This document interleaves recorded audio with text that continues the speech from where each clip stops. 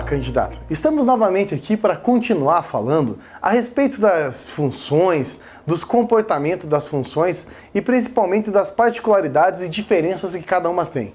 Já vimos na nossa primeira aula sobre o que é uma função, como se caracteriza uma função e algumas interpretações gráficas das funções.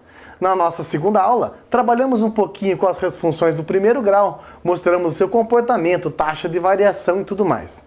Agora, nessa segunda aula, eu queria mostrar, para a nossa terceira aula, eu queria mostrar para vocês a história da função polinomial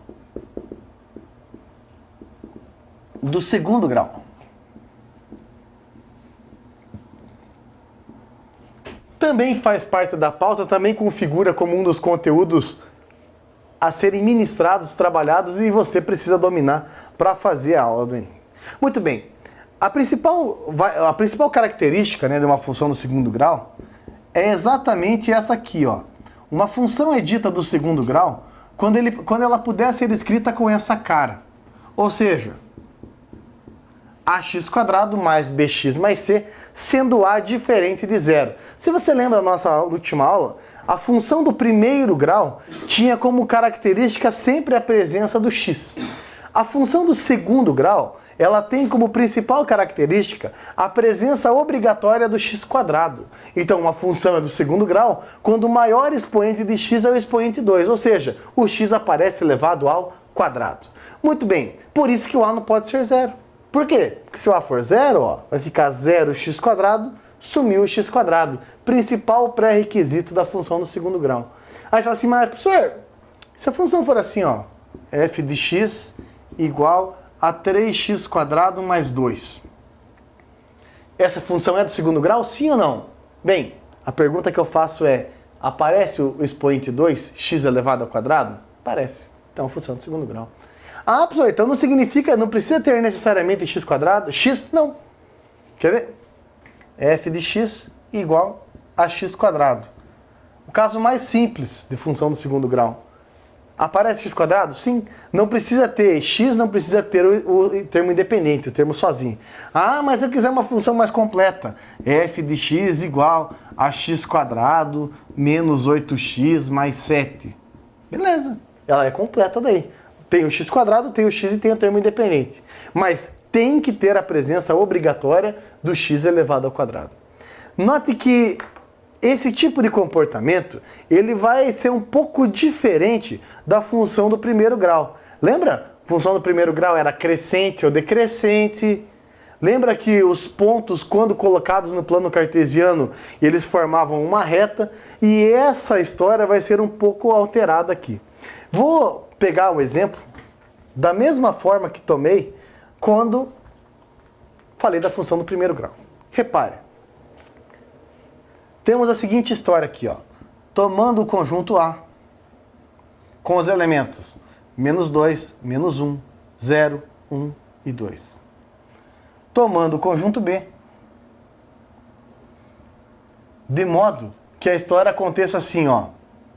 Menos 2 e 4, menos 1 e 1, 0 e 0. Aí aqui, ó, 1 e 1, e 2 e 4 de volta. É uma função? A pergunta é simples. É uma função? É uma relação entre dois conjuntos? É. Cada elemento do primeiro tem o seu único correspondente do segundo? Sim. Esse tem um só, esse tem um só, esse também, esse também e esse também. Então é uma função. Esse é o caso mais simples de função quadrática, onde x são os elementos de A e y são os elementos de B. Note que cada valor de y é obtido por meio de x elevado ao quadrado. Claro? Pega menos 2 eleva ao quadrado, 4. Pega menos 1 eleva ao quadrado, dá 1. Pega 0 eleva ao quadrado, dá 0. 1 elevado ao quadrado dá 1. 2 elevado ao quadrado dá 4. Quando você assinala esses pontos do plano cartesiano, você tem a seguinte situação aqui, ó. X e y. Repare. Menos 2 e 4. Menos 2 e 4. Próximo. Menos 1 e 1. Menos 1 e 1. Próximo, 1 e 1. E o próximo, 2 e 4.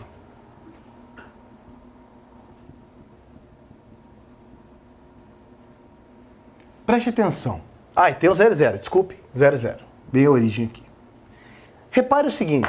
Se essa função for de domínio menos 2, 1, 0, 1 e 2, e contra domínio 4, 1 e 0, aquela é a representação gráfica.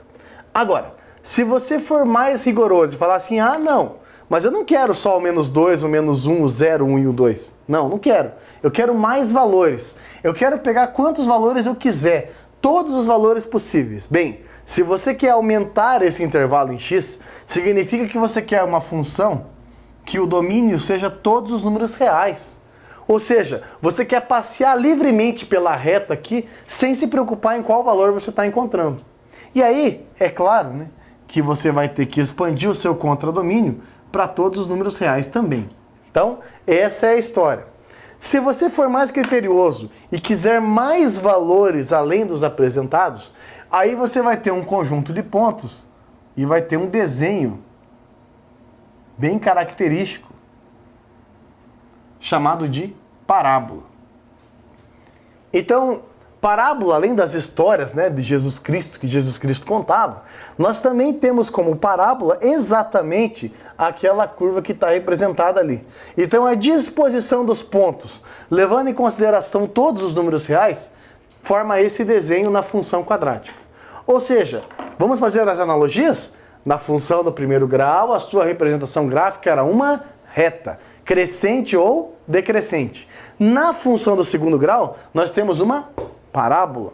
Só que parábola não pode ser caracterizada em crescente e decrescente. Por quê? Repare aqui, ó. Ora ela está decrescendo e ora ela está crescendo. Como que você vai falar que ela é crescente? Se você pegar outro intervalo, ela está decrescendo. Então, infelizmente, não podemos caracterizar uma parábola, a linha parábola, por meio da classificação crescente e decrescente. Não dá. Então vamos fazer uma caracterização e vamos nomear de uma forma diferente. Vamos lá. Uma parábola, então, ela tem duas classificações. Ela pode ter esse desenho aqui, e aí essa parábola será chamada de concavidade. A sua concavidade é voltada para cima. Então, quando você olhar para o gráfico de uma parábola e tiver esse comportamento, a concavidade é voltada para cima. Tenha certeza absoluta que o A é maior que zero. Ou, na prática, o A é um número positivo. Então, quando você olhar 2x², 3x², 9x², 18x², todas concavidades voltadas para cima. E uma parábola que tem concavidade voltada para baixo, ela tem esse desenho. E aí, claro que a concavidade é para baixo. E o A não será positivo, então o A será negativo, menor que zero. Ou seja, a hora que você bater o olho aqui, ver menos 5, menos 7, menos 1, menos 3, menos 80, todas com cavidade voltada para baixo, tá? Esse vai ser o desenho assim que será caracterizado, perfeito? Muito bem, uma vez que você entendeu que uma função do segundo grau tem que ter o expoente 2, uma função do segundo grau, quando se representar os pontos nessas condições, será uma parábola. Uma vez que você viu as possibilidades de parábola com a concavidade voltada para cima ou para baixo, a gente vai ter que comentar com você a respeito de alguns comportamentos de parábola.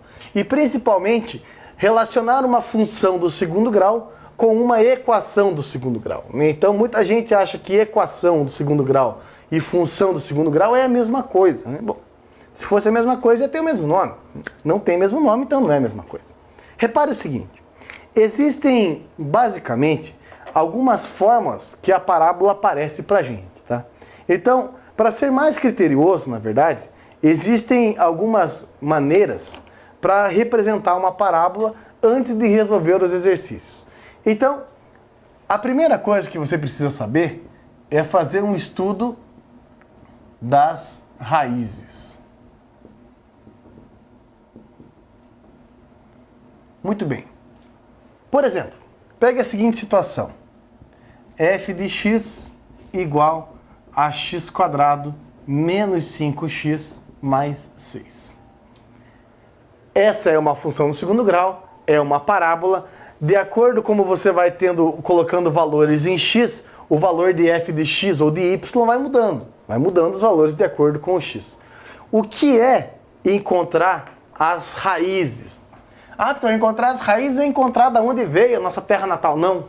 Nesse caso, encontrar as raízes é exatamente encontrar em que momento a expressão x² menos 5x mais 6 será igual a 0. Ou seja, de um modo mais amplo, determinar as raízes é determinar quando que f de x dá 0. Essa é a ideia. Quando que f de x dá 0.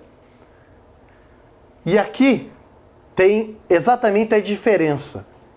Essa expressão é a função do segundo grau. Repare que dado um valor de x, você encontra um valor de f de x. Essa expressão é uma equação do segundo grau. Por quê? Porque eu tenho uma expressão igualada a zero, igualada a um número. Então a diferença entre função e equação se dá aqui. A função, o x vai assumindo determinados diferentes valores e vai obtendo as respostas. A equação, você está procurando valores de x que contemplem o resultado zero. Muito bem, resolver essa equação, existem algumas estratégias, né? Você pode resolver por fatoração, você pode resolver por soma e produto, e uma que eu gostaria de mostrar para você é a chamada fórmula de Bhaskara, né? Desse indiano aí, Bhaskara. Bem, a fórmula de Bhaskara, ela é uma expressão que resolve qualquer equação nesse formato. ax² mais bx mais c igual a 0. Ou seja, qualquer equação do segundo grau pode ser resolvida por meio da fórmula de Bhaskara. Muito bem, qual é a fórmula de Bhaskara? Bem, a fórmula de Bhaskara é o seguinte. X igual será a menos b mais ou menos raiz quadrada de delta menos b mais ou menos raiz quadrada de delta dividido por 2a. Então esse triângulozinho aí é chamado de delta, e delta é o resultado de b² menos 4ac. Esse é o chamado delta. Quem é o a, quem é o b, quem é o c, quem é delta, como faz para resolver tudo isso, vamos mostrar a partir de agora. Repare que a equação foi passada.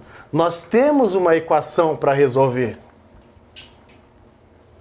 Note, a equação que eu tenho lá para resolver é essa aqui, ó. x² menos 5x mais 6 igual a 0. A é o número, é o coeficiente ao lado de x². Repare que A, nesse caso, vale 1. Por quê? Você tem 1x². B é o coeficiente que está ao lado de x. Nesse caso, menos 5. E C é o termo independente, que nesse caso é 6. Então, repare que A, B e C sempre é conhecido desde que se conheça qual equação você quer resolver. Professor, mas daí se a equação for x² mais 7, o A vale 1, o B vale 0, o B vale 0 e o C vale 7. Por que o B vale 0? Porque não tem x, ué. Uma vez que falta aquele termo, o coeficiente automaticamente é 0. Muito bem. Problemas estruturais resolvidos, vamos brincar aqui. Seguinte, ó. Uma vez que você sabe quem são os valores, calcule o valor de delta. Delta é b² menos 4ac. Não vai errar as continhas, por favor. Delta, menos 5ao² menos 4, a que é 1, c que é 6. Repare que menos 5 elevado ao quadrado dá 25, porque menos ao quadrado é mais e 5 vezes 5 é 25. 4 vezes 1 vezes 6 dá 24. Logo, delta é igual a 1. Como que termina? Bom, termina do seguinte jeito. X é igual a menos b, mais ou menos raiz de delta, sobre 2 vezes a. Repare. menos B. Quem é B? Menos 5. Cuidado, quando tem dois sinais juntos, tem que aplicar a regra de sinais. Raiz quadrada de delta, raiz quadrada de 1, dividido por 2A, que é 2 vezes 1. Note, x é igual, menos com menos é mais, dois sinais juntos é mais ou menos 1, raiz quadrada de 1 é 1, dividido por 2. Recentemente um aluno chegou para mim e falou assim, professor, matemática não é uma ciência exata? Eu falei, Como que você faz a conta aqui, professor, e coloca para mim que o resultado é mais ou menos 1? Mais ou menos 1 é mais ou menos perto de 1. Não, gente. Cuidado com isso, por favor. Mais ou menos 1 não quer dizer que é 0,99. Não é isso, não é perto do 1. Significa o quê? Que essa equação, ela abre duas possibilidades de resultado. A primeira possibilidade é justamente pensar que o x pode ser 1 positivo. Se o x for 1 positivo, nós vamos ter 5 mais 1 sobre 2. Quanto que é 5 mais 1 sobre 2? 6 sobre 2, que dá 3. Isso. E a outra possibilidade é pensar que o x pode ser o quê? Menos 1. E aí nós vamos ter 5 menos 1 sobre 2. Quanto que é 5 menos 1? Isso, 4. 4 dividido por 2 dá 2. Ou seja, a solução dessa equação é x igual a 2 e x igual a 3. Entenda o que a gente fez. Significa que quando o x assumir o valor 2 e quando o x assume o valor 3, significa que a equação dá quanto? Dá 0. Essa é a ideia. Repare, x valendo 2. 2 ao quadrado é 4. 4 com 6 dá 10. 5 vezes 2 é 10, negativo, zerou. De novo, x valendo 3 agora, 3 ao quadrado é 9. Com mais 6, que é positivo, dá 15. E 5 vezes 3 é quanto? 15. Então, encontrar as raízes da equação é encontrar os valores, nesse caso, 2 e 3, de modo que a equação fique igualada a 0. De modo que esse e esse valor sempre farão a conta da 0. Uma dica bem importante, tá, galera? Toda vez que você tiver uma equação que falta o C, ou seja, falta o termo independente, 0 é uma das soluções. Então, uma equação que falta o C, 0 é uma das soluções. Esse louco tá falando? Tô falando o seguinte, se você tiver uma equação como essa, f de x igual a 3x quadrado mais 6x. Note que essa equação falta o C. O A vale 3, o B vale 6 e falta o C. 0 é a solução. Por quê? 0 ao quadrado dá 0, vezes 3 dá 0. E 6 vezes 0 dá 0, então logo dá 0. E aí você pode, por meio de outras ferramentas que eu vou mostrar nas próximas aulas, achar sem necessariamente resolver a Bhaskara, tá? Então esse é o primeiro comentário. Muito bem. Então agora você já sabe resolver uma equação por Bhaskara, principalmente quando você vai ter que resolver Bhaskara, quando a pergunta for perguntar sobre as raízes. É claro, nas aulas sobre polinômios, nós vamos mostrar um pouquinho mais sobre a regra da soma do produto, nós vamos mostrar um pouquinho mais sobre fatoração de polinômios, e aí mostramos outras ferramentas para fazer isso, tá? Então, matemática é assim, gente. É uma caixinha cheia de ferramentas que quando você precisa resolver um problema, você abre e vai procurar ali, né? Então, essa é a ideia. Muito bem. Uma outra coisa que você precisa saber antes da gente brincar com os exercícios é entender que toda parábola possui o chamado vértice. Isso é muito importante, galera. Então, isso é bem importante. Olha só. Toda parábola tem vértice.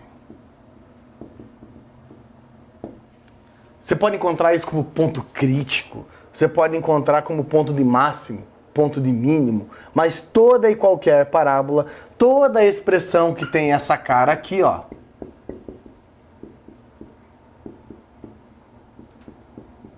tem o chamado vértice. Muito bem. Se toda parábola tem o chamado vértice, a gente tem que mostrar o que é o vértice, para que ele serve, como calcula e aonde usa. Vou mostrar tudo isso agora. Primeira coisa, qualquer parábola, ela tem dois comportamentos. Ou ela tem a sua concavidade voltada para cima, ou ela tem a concavidade voltada para baixo.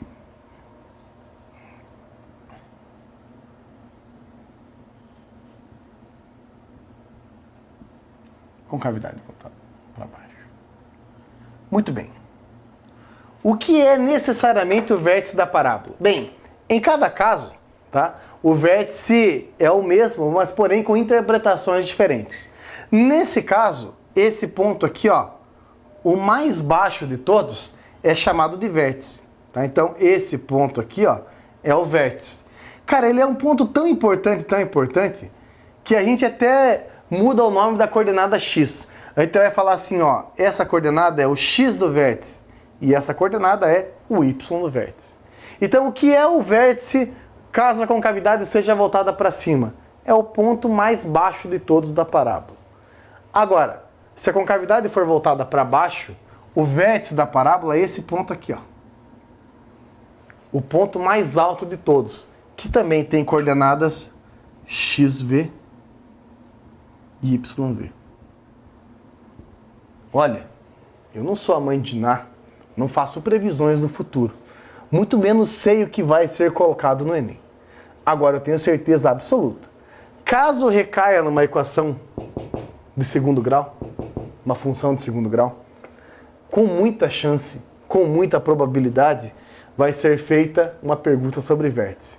Por quê? O vértice da parábola é necessariamente o ponto mais baixo ou o ponto mais alto.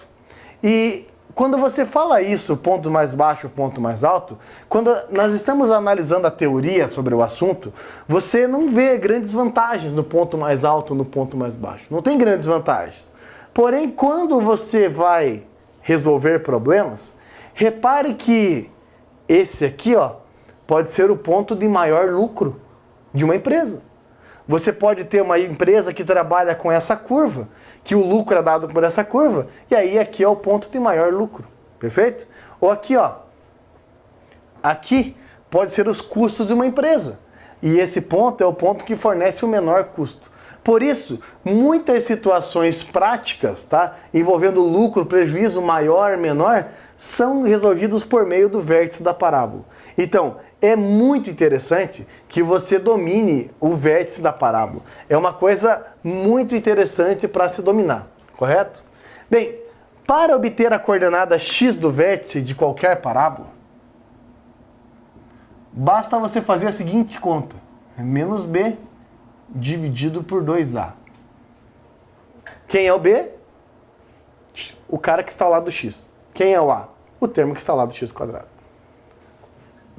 E para obter o y do vértice, necessariamente você precisa fazer menos delta dividido por 4a. Ou fazer o quê? Substituir xv na função. E aí eu vou mostrar para você como que faz necessariamente isso. Então, infelizmente, né, nesse curso, a gente não tem ferramentas para mostrar para você por que é menos b sobre 2a. Por que tem que ser assim para obter a coordenada do vértice, tá? Mas será uma grande alegria, num outro momento, mostrar para você por que tem que ser assim, não pode ser um C ou um 5, ou por que aqui é 2 e não é 18, por exemplo, tá? Então, confie, né, que x do vértice é obtido assim e que y do vértice é obtido assim. Ou substituindo o xv na função. E a gente vai mostrar na sequência isso para você.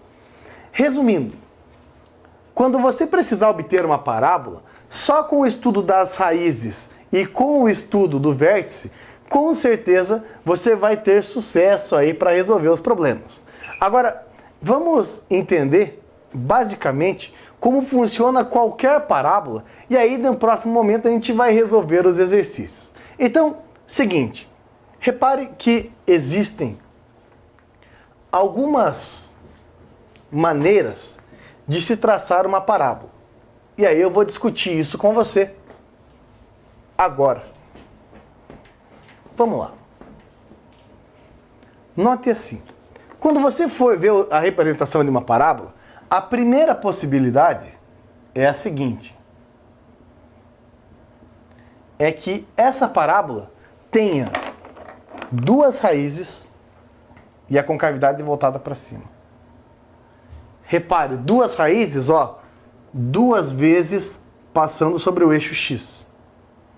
Ela pode também ter a concavidade voltada para baixo e duas raízes. Aqui.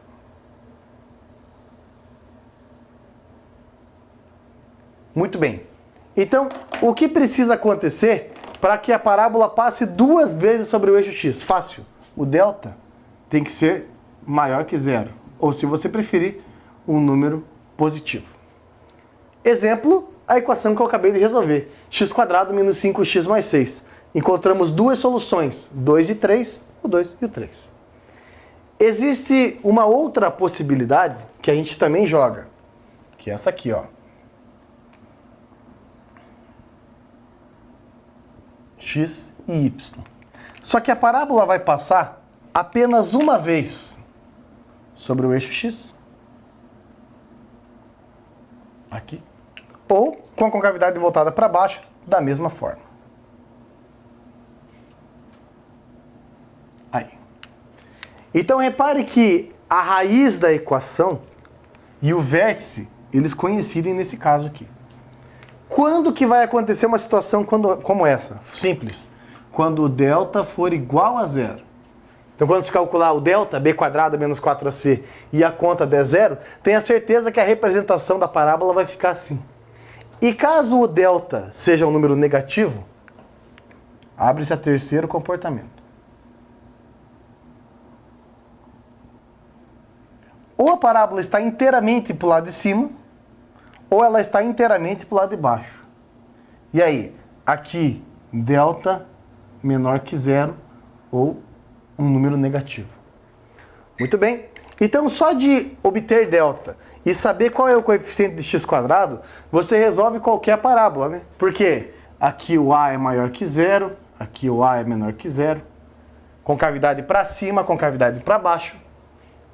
Aqui, concavidade voltada para cima, concavidade voltada para baixo. Aqui, concavidade voltada para cima, concavidade voltada para baixo. Muito bem. Então, esse comportamento de como é uma parábola, como obtém as raízes de uma equação na parábola e como é as coordenadas do vértice, basicamente resolve qualquer problema envolvendo equações e funções de segundo grau. Então, esse conhecimento que eu apresentei para vocês resolve qualquer problema. Na nossa próxima aula, eu gostaria de separar para resolver algumas situações e alguns problemas envolvendo as funções do segundo grau. Então, por favor, não deixe de assistir, não deixe de olhar os exercícios da aula, porque vale a pena sim, beleza? Um forte abraço e espero você na nossa próxima aula, tá certo? Bom estudo a todos!